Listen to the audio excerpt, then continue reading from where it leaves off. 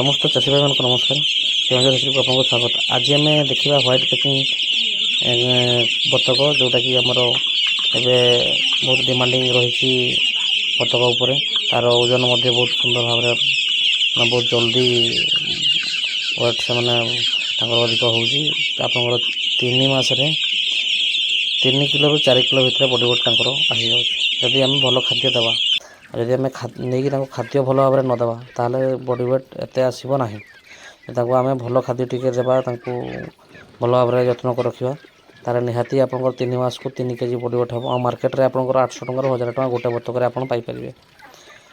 आ बतकर चियार मूल्य टे उच्चा रोचे अलग बतक अपेक्षा यार मूल्य टे उच्चा रोचे कि लाभ आपंकर 2 गुण। आप अल्प चाष कर अधिक पैसा रोजगार करेंगे।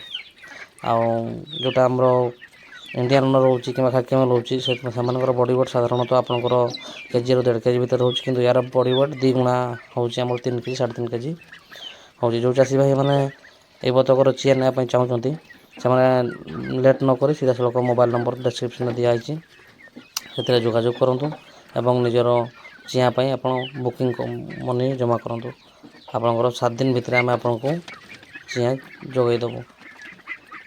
आ बिक्री यार कौन प्रकार असुविधा नहीं। जो मांस या साधारणतः चाष कराए आंस प्रबल मात्रा माने एत मात्रा वृद्धि हुए कि आपंकर 3 मास को 3 केजी 3.5 केजी 4 केजी तक से बॉडी वेट हो जाए। यह बहुत ही लाभदायक चाष।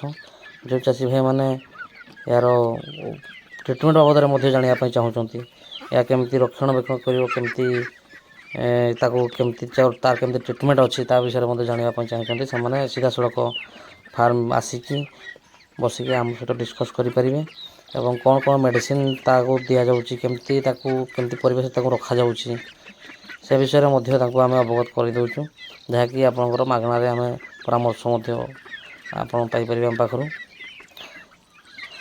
हाँ लेट नक लिमिट स्टॉक अच्छी दयाक जोगाजोग करूँ एवं निजर बुकिंग कर।